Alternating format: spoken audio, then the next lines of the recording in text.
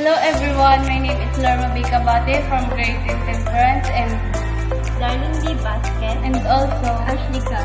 And we're going to talk about what is emergency kit. The things should be in emergency kit. and first aid.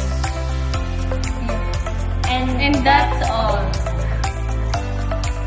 What is an emergency kit?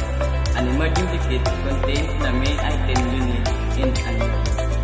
It should include a variety of emergency supplies to help sustain you and your family from acute illness.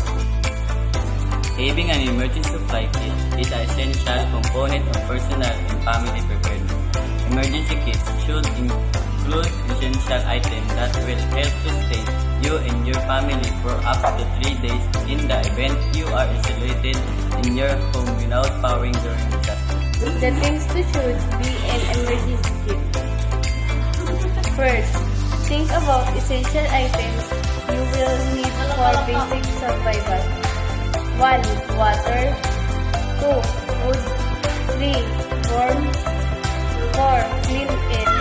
And necessary medication or medical equipment, additionally utilities and basic service, such as electricity, gas, water, sewage, treatment, and telephones, may be part of full days or weeks. Your supply kit should contain items to help you manage. During this outage, make sure your emergency kit is customized to meet the unique needs of your family. What is a first aid kit? A first aid kit or medical kit is a collection of supplies and equipment needed to give immediate medical